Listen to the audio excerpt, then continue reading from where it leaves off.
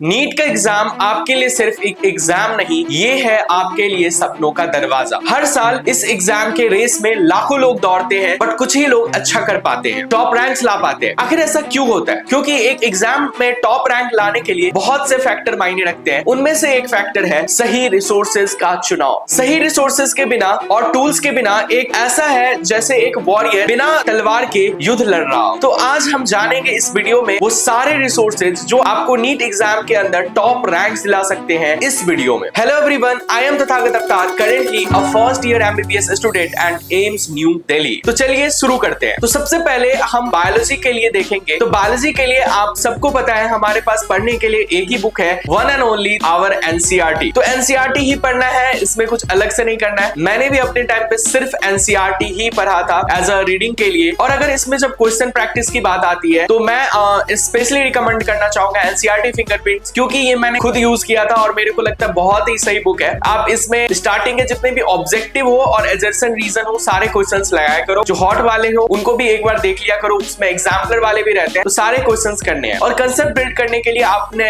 Notes पढ़ सकते हो, आप अपने टीचर्स के लेक्चर देख सकते हो। फिर नेक्स्ट आती है केमिस्ट्री। तो केमिस्ट्री में 3 पार्ट्स हो गए, इनऑर्गेनिक, ऑर्गेनिक एंड फिजिकल। तो सबसे पहले हम देखेंगे कि ऑर्गेनिक में क्या करना है। तो ऑर्गेनिक में आपको सबसे पहले टीचर्स के नोट्स पढ़ने हैं, जो भी रिएक्शन क्वेश्चंस करवाते हैं सारे देखने हैं। उसके बाद एनसीईआरटी के सारे क्वेश्चंस देखने हैं। एनसीईआरटी को डीपली पढ़ना है, हर एक लाइन आपके दिमाग में याद होना चाहिए विद कंसेप्ट। सारे इंटरमीडिएट्स याद होने चाहिए, जिनका मैकेनिज्म दिया हुआ है वो मैकेनिज्म भी आपको आते रहना चाहिए। एंड आप क्वेश्चन प्रैक्टिस के लिए मॉड्यूल्स यूज कर सकते हो। मॉड्यूल्स मोर देन सफिशिएंट होगा आपको इस एग्जाम में टॉप रैंक दिलाने के लिए। बट मैं जो फ्रेशर्स होते हैं उनको क्या होता है कि फ्रेशर्स के पास काफी टाइम होता है, और क्योंकि 11th एंड 12th को वो 2 साल में पढ़ते हैं, तो मैं कहूंगा कि आप एक्स्ट्रा यदि प्रैक्टिस करना चाहते हो तो आप एमएस चौहान नीट यूज कर सकते हो। काफी अच्छी बुक है, बट आप इस बुक के बिना भी आप टॉप रैंक्स ला सकते हो, ये मैं जानता हूँ। अब बात आती है इनऑर्गेनिक की। तो इनऑर्गेनिक में मैं सिर्फ आपको रिकमेंड करना चाहूंगा एनसीईआरटी। आप एनसीईआरटी की अच्छी सी रीडिंग लगाएं, उसके हर एक लाइन को याद करें, क्योंकि डायरेक्ट एग्जाम में क्वेश्चंस एनसीईआरटी के लाइन से आती है। और आप क्वेश्चन प्रैक्टिस करने के लिए मॉड्यूल्स यूज कर सकते हो।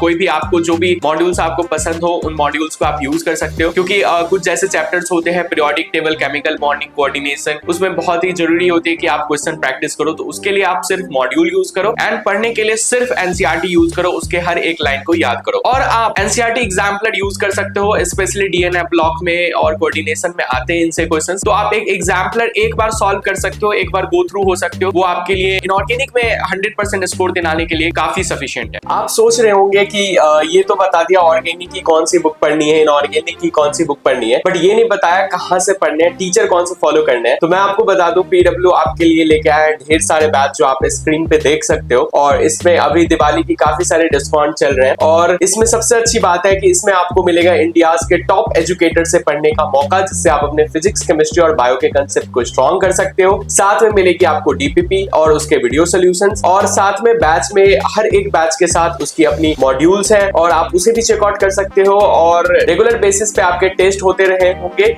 जिससे आप अपनी गलतियों का पता कर सकते हो और उस पर काम कर सकते हो। और अभी पीडब्ल्यू स्टोर पे भी डिस्काउंट चल रहा है, तो आप चेक कर सकते हो, और आप मेरा कूपन कोड यूज कर सकते हो AWATAR अवतार टू गेट इंस्टेंट डिस्काउंट। और थैंक यू सो मच आप सभी लोगों को, क्योंकि अब हमारी फैमिली 10 की हो चुकी है, वो भी विद इन 1 मंथ। और इसके लिए मेरी तरफ से आप लोगों के लिए छोटा सा एक गिफ्ट है, जो आपको वीडियो के एंड में बताएंगे। इसके लिए आप वीडियो को पूरा देखें और अंत तक बने रहें। अब बात आती है फिजिकल केमिस्ट्री। तो सेम फॉर फिजिकल केमिस्ट्री मैं कहूंगा एनसीईआरटी के हर एक क्वेश्चन इंपॉर्टेंट है। आप सबसे पहले एनसीईआरटी के क्वेश्चन करो, क्लास नोट्स करो, और साथ में अगर आपके पास टाइम है तो आप मॉड्यूल सॉल्व किया करो, क्योंकि आपको फिजिकल केमिस्ट्री के अंदर काफी प्रैक्टिस की जरूरत होती है। तो आप सबसे पहले नोट्स, देन एनसीईआरटी, और उसके बाद अगर आपके पास टाइम है तो मॉड्यूल्स आप यूज कर सकते हो, ये मोर देन सफिशिएंट होगा। अब बात आती है कि फ्रेशर्स के लिए। तो मैं फ्रेशर्स के लिए ऑब्वियसली उनके पास काफी ज्यादा टाइम होता है, क्योंकि वो लॉन्ग कोर्स पढ़ते हैं, तो उनको मैं अगर एक्स्ट्रा बुक रिकमेंड करना चाहूंगा तो एनावस्थी करना चाहूंगा। बहुत ही अच्छी बुक है, बट इसमें क्या है कि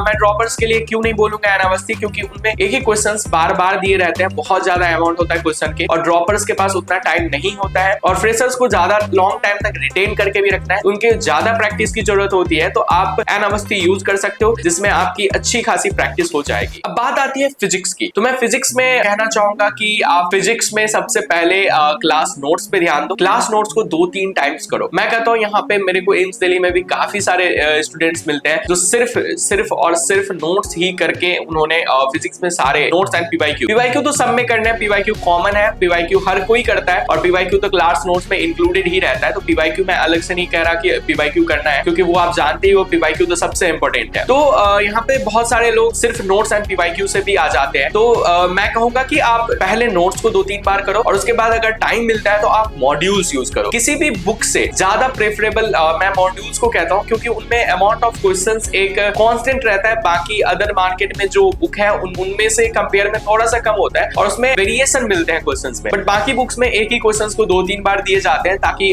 प्रैक्टिस हो पाए। तो ड्रॉपर्स के पास क्योंकि कम टाइम रहता है, इसलिए मैं मॉड्यूल्स रिकमेंड करना चाहूंगा और फ्रेशर्स को भी मॉड्यूल्स ही बनाएं। बट अगर आप एक्स्ट्रा यूज बुक करना चाहते हो तो डीसी पांडे नीट भी अच्छी बुक है और भी बुक आप यूज कर सकते हो, कोई दिक्कत नहीं है। बट सबसे पहले मैं एक इंपॉर्टेंट बात यहाँ पे मेंशन करना चाहूंगा। इंपॉर्टेंट ये है कि आप बुक्स को पूरी खत्म करते हो कि नहीं, बुक्स को आप जो बुक सॉल्व कर रहे हो उसके हर एक क्वेश्चंस आपको आते हैं कि नहीं। मैटर नहीं करता आप कौन सा बुक मार्केट में सॉल्व कर रहे हो, सिंगेज सॉल्व कर रहे हो, डीसी पांडे सॉल्व कर रहे हो, एलसी वर्मा सॉल्व कर रहे हो, मैटर नहीं करता। मैटर ये करता है कि आप जो बुक सॉल्व कर रहे हो उसके सारे कंटेंट्स आपको आते हैं कि नहीं, आपने उस बुक्स को पूरा कंप्लीट किया है कि नहीं। अगर आपने किसी भी बुक को पूरा कंप्लीट किया है, कंसेप्चुअली पढ़ा है, हर एक बुक काफी सफिशिएंट है अब आपको एग्जाम में टॉप रैंक दिलाने के लिए, 100% स्कोर करने के लिए, क्योंकि हर बुक्स उसी उद्देश्य से बनाया जाता है। बट मैटर ये करता है आप बुक्स को खत्म करते हो कि नहीं, आप अपने नोट्स को खत्म कर पाते हो कि नहीं, आप उनमें जो जितने चीज दिए गए हैं वो आपको आते हैं कि नहीं। अगर आप अपने नोट्स ने ही कंप्लीट नहीं किया है, आपको नोट्स के ही सारे क्वेश्चन नहीं आ रहे, तो डेफिनेटली आपको ना ही कोई दूसरे बुक्स बनेंगे ना एग्जाम में अच्छा होगा। तो सबसे पहले मैं कहूंगा कि आप ये एश्योर करो कि नोट्स के सारे क्वेश्चंस मुझे आने ही चाहिए, सारे क्वेश्चंस आने ही चाहिए। तो आपको लगेगा कि मैंने काफी कंफ्यूज कर दिया, कितने सारे बुक्स बता दिए। तो मैं समरी देता हूं, मैं समराइज कर देता हूं कि कौन से बुक्स इंपॉर्टेंट है। तो बायो के लिए सिर्फ एनसीईआरटी, क्वेश्चन प्रैक्टिस के लिए आप एनसीईआरटी फिंगर टिप्स यूज कर सकते हो। मॉड्यूल्स मैं इसलिए यहाँ पे नहीं कह रहा हूँ क्योंकि मॉड्यूल्स में कुछ ज्यादा एक्स्ट्रा भी क्वेश्चंस रहते हैं, तो मॉड्यूल से बेहतर मेरे को एनसीईआरटी फिंगर, इसमें भी है बट उतने ज्यादा नहीं है और आप उनको छोड़ सकते हो जो क्वेश्चंस नहीं। इसमें एजर्सन रीजन भी मिल जाएंगे और आपको एग्जाम्पलर के भी क्वेश्चंस मिल जाते हैं। और उसके बाद मैं केमिस्ट्री के बारे में बात करूंगा तो इनऑर्गेनिक, ऑर्गेनिक एंड फिजिकल है। इनऑर्गेनिक में मैंने बोल दिया एनसीईआरटी की रीडिंग लगानी है और उसके बाद फिर आप मॉड्यूल सॉल्व कर सकते हो और ज्यादा से ज्यादा एग्जाम्पलर कर लो। और फिर ऑर्गेनिक में आप क्या कर सकते हो कि डायरेक्ट आप मॉड्यूल सॉल्व करो, मॉड्यूल सॉल्व कर सकते हो, क्लास नोट्स एनसीईआरटी में जो दिए गए हैं। और फिजिकल में आपको एनसीईआरटी के सारे क्वेश्चंस करने हैं, मॉड्यूल सॉल्व करना है, काफी है इतना। फिजिक्स में मैंने बता दिया क्लास नोट्स को 2-3 बार करना है। अगर आपको क्लास नोट्स के सारे क्वेश्चन आएंगे तो बाकी बुक्स भी बन जाएंगे और एग्जाम में भी अच्छा हो जाएगा। और इसमें मैं एक चीज और ऐड ऑन करना चाहूंगा कि आपके पास अगर टाइम हो तो 2-3 साल का लास्ट ईयर का जेईई मेंस का पीवाईक्यू देख सकते हो। एंड में जरूरी नहीं है देखना ही है, बट आपके पास अगर टाइम हो, अगर आप नोट्स मॉड्यूल्स कर पाओ, उसके बाद अगर आपके पास टाइम निकल पाए तो लास्ट में आप एक बार 2-3 साल का, ना 2-3 साल का हो, 1 साल का लास्ट ईयर का भी आप जेईई मेंस की पीवाईक्यू कर सकते हो। ये काफी अच्छा होगा क्योंकि जेईई मेंस में भी जो आजकल क्वेश्चंस आते हैं वो ऑलमोस्ट सेम ही रहते हैं और काफी अच्छी खासी प्रैक्टिस हो जाती है उनमें। एजर्सन रीजन और स्टेटमेंट वाले भी क्वेश्चन बन सकते हैं। तो इतना सफिशिएंट है रिसोर्सेज और आप अपने रिसोर्सेज पे भरोसा करो, क्योंकि भरोसा करना बहुत जरूरी है। क्योंकि आप जब पढ़ाई करते रहते हो दिमाग में बहुत सारे ख्याल आते हैं कि अरे यार वो ये बुक सॉल्व कर रहे हैं, एक बार ये ट्राई करते हैं, वो ट्राई करते हो। मेरे टाइम पे भी होता था, मैं भी काफी कंफ्यूज करता था, एक बार उसके टेस्ट खोल के देखता था, उसके बुक्स खोल के देखता था, सारे बुक्स एक्सप्लोर करता था। बट मैं कहूंगा कि आप दिमाग को कांस्टेंट करो, थोड़ा सा शांत रखो और आप अपने चीजों पे भरोसा रखो। आप जो बुक सॉल्व कर रहे हो उसको पूरा कंप्लीट करो, रादर दैन कि आप दूसरे बुक्स में थोड़ा बना रहे हो। एक बुक्स को पूरा कंप्लीट करो और उसको रिवाइज करो। मैंने बोला अगर लिमिटेड रिसोर्सेज का एक ही फायदा है, मैंने बताया था फर्स्ट वीडियो में, अगर आपने नहीं देखा तो उनको चेकआउट कर सकते हो। तो मैंने बताया था कि आप एक फिक्स्ड रिसोर्सेज बहुत मायने रखता है, क्योंकि एक फिक्स्ड रिसोर्सेज से आप रिवीजन जल्दी कर पाते हो और आप उसमें क्वेश्चन मार्क कर पाते हो कि ये मेरे से नहीं बना और फिर आप उसको लास्ट टाइम या एग्जाम से पहले और जो भी टेस्ट होते हैं उससे पहले रिवाइज कर सकते हो। तो फिक्स्ड रिसोर्सेज के ये बहुत ही फायदे होते हैं। तो आप अपना रिसोर्सेज सबसे पहले फिक्स्ड करो और रिसोर्सेज को जो भी यूज कर रहे हो उसको पूरा कंप्लीट करो। हो सकता है वो मॉड्यूल्स हो सकता है वो आपके नोट्स हो, उसके सारे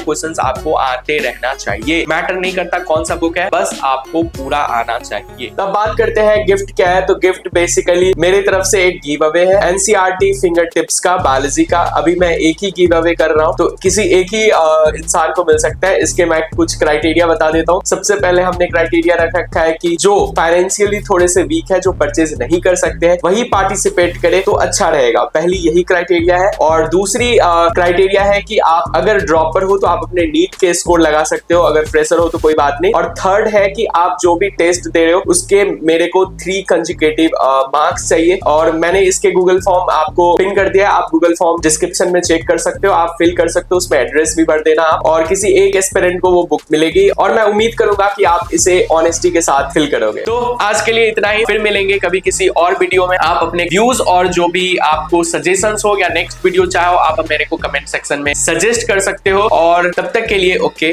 बाय।